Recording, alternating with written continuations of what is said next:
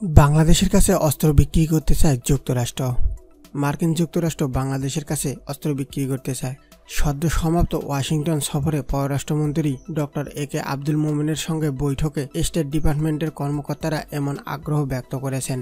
ঢাকায় ফিরে শুক্রবার সফররত ভুটানিজ প্রধানমন্ত্রী লোটে শোয়িংয়ের সঙ্গে বৈঠকের পর পররাষ্ট্রমন্ত্রী মোমেন সাংবাদিকদের সঙ্গে আলাপে বলেন, স্টেট ডিপার্টমেন্টে সহকারী পররাষ্ট্রমন্ত্রী পর্যায়ের একটি বৈঠকে তার কাছে মার্কিন কর্মকর্তারা জানতে চান, বাংলাদেশ কেন যুক্তরাষ্ট্রের কাছ থেকে প্রতিরক্ষা সরঞ্জামাদি কেনে না। মন্ত্রীকে উদ্দেশ্য করে তারা বলেন, আপনারা অন্য দেশ থেকে কেনেন। জবাবে মোমেন বলেন, অবশ্যই আমরা কিনব, যদি তোমরা এটাকে আমাদের সাধ্যের মধ্যে নিয়ে আসো। মন্ত্রী আরও সুনির্দিষ্টভাবে বলেন, যুক্তরাষ্ট্রের প্রতিরক্ষা সরঞ্জামাদি বিক্রেতারা অনেক ক্ষেত্রে মূল্য বাড়িয়ে দেয়। যদি তোমরা এটা না করো এবং আমাদের একটি স্পেশাল প্রাইস অফার করো, তাহলে অবশ্যই আমরা কিনব।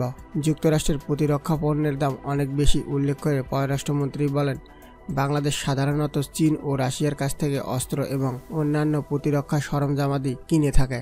দেশ দুটির সঙ্গে যুক্তরাষ্ট্রের প্রতিদ্বন্দ্বিতা রয়েছে, তবে যুক্তরাষ্ট্রের কাছ থেকে অস্ত্র কিনতে আমাদের কোনো সমস্যা নেই। 4 দিনের যুক্তরাষ্ট্র সফরে মার্কিন পররাষ্ট্রমন্ত্রী মাইক পম্পেও সহ স্টেট ডিপার্টমেন্টের বিভিন্ন পর্যায়ের কর্মকর্তাদের সঙ্গে বৈঠক করেন তিনি। আলোচনা হয়েছে যুক্তরাষ্ট্রের জাতীয় নিরাপত্তা উপপ্রধান, সিনেটর এবং আমেরিকান দাতব্য সংস্থা USAID প্রশাসকের সঙ্গেও। মোমেন বাংলাদেশে মার্কিন বিনিয়োগ এবং বাণিজ্য বাড়ানো, বিশেষত সম্ভাবনায় এনার্জি সেক্টরে দেশটির বিদ্যমান বিনিয়োগ কয়েক গুণ বৃদ্ধির উপায় নিয়ে কথা বলেছেন। মন্ত্রী মোমেন মার্কিন কর্মকর্তাদের বলেন, বাংলাদেশ সবসময় বাণিজ্য ও বৈচিত্র্যময়কে উৎসাহিত করে। এ সময় চীনের বহুমাত্রিক উন্নয়ন এজেন্ডা বেল্ট অ্যান্ড রোড ইনিশিয়েটিভের প্রসঙ্গ ওঠে। মোমেন বলেন, যুক্তরাষ্ট্র এ বিষয়ে সম্যক অবগত। মন্ত্রী জানান, তিনি যুক্তরাষ্ট্রের কর্মকর্তাকে বলেছেন, যুক্তরাষ্ট্র প্রস্তাবিত ইন্দো প্যাসিফিক স্ট্র্যাটেজির মাধ্যমে আপনারা অবকাঠামো উন্নয়নে এগিয়ে আসতে পারেন। এতে আমরা উভয় লাভবান হব। আমরা সবার সঙ্গেই ভারসাম্যপূর্ণ সম্পর্ক রাখি।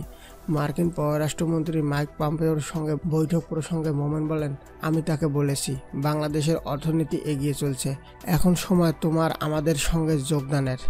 যদি তোমরা আমাদের সঙ্গে যুক্ত না হও, তাহলে বাজার হারাবা। যদি তোমাদের লোকজন অর্থ কামাই করতে চায়, তাহলে তাদের এখনই বাংলাদেশে আসা উচিত। যদি তারা না আসে, তাহলে তারা বাস মিস করবে।